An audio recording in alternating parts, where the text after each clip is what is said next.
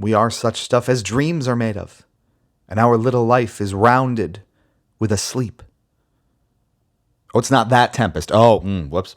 Tempest, the game, was released in arcades by Atari in 1981, and it had several unique hooks.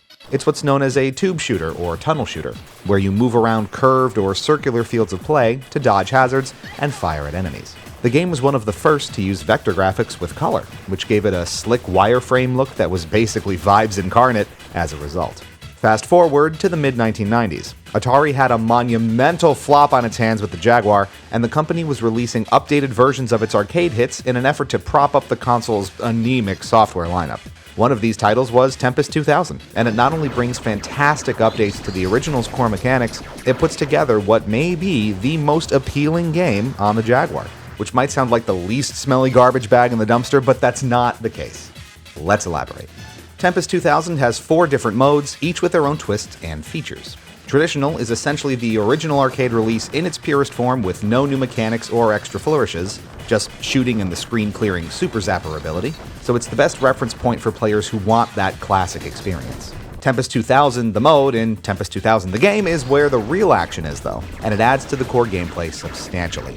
Power-ups galore come from collectibles dropped by defeated enemies. Faster shooting, jumping to avoid enemies that reach you, even an AI droid companion that automatically targets things. Many different stage shapes generally get more challenging as they go, enemies are more varied, and several 3D warp modes let you skip several stages altogether if you can clear them. Tempest Plus layers some but not all of 2000's features onto the original game and offers cooperative play. If you choose to have the AI droid on, it's also the easiest mode by far, so this is an accessible option if you find yourself struggling with the gameplay. Tempest Duel offers a dedicated multiplayer mode to round things out. No matter which mode you're in, Tempest 2000's gameplay is absolutely fantastic. Zipping around the playfield and blasting enemies is frantic, energetic, and really satisfying. Movement and shooting is visceral, and this punchiness elevates what is a rock-solid foundation for gameplay.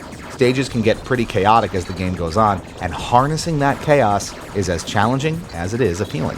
Much like the arcade original, this game captures the essence of what made the best releases of that era so successful. Easy to learn, difficult to master, and addictive enough to make you want to get better. Just like OG Tempest, the simple vector-esque aesthetic gives the game a pretty timeless feel, relying less on outright fidelity and more on the overall design to sell the experience, and boy does it work. By leaning into rotation, dissolving explosions, and bold use of color, it's a bit ethereal, almost synthwave in a way, and a constant dopamine hit as particle effects fly all over the place. While likely not a direct inspiration, it makes sense that this style was sort of a reference point for later, more modern games like, say, Geometry Wars. There are certainly some very 90s text and menu effects that date things a bit, but the graphics generally hold up remarkably well. As does the soundtrack. Breakbeat techno music pounds away and complements the spacey, psychedelic visuals perfectly, like you're at some kind of aggressive, geometric rave. It's so good, in fact, that it got a standalone CD release, which was a relative rarity for game soundtracks of that era.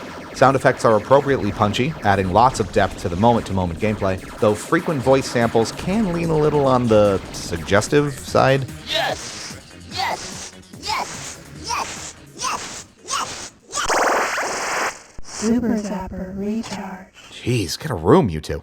There are some very minor complaints, though.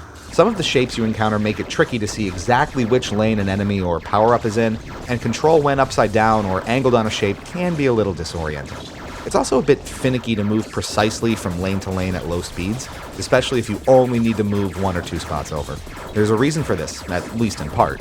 Tempest was originally designed for rotary knob control, which makes sense, and no matter how you slice it, D-pads or even analog sticks simply can't match that level of fluidity.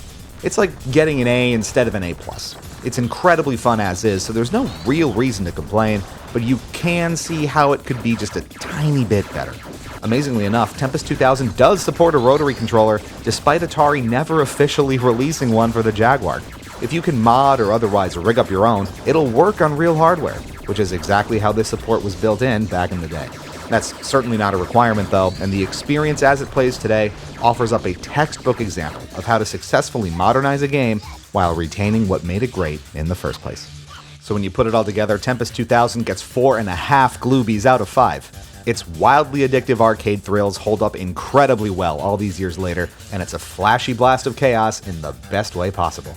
The game is often referred to as among the very best titles on the Jaguar, and it's not hard to see why.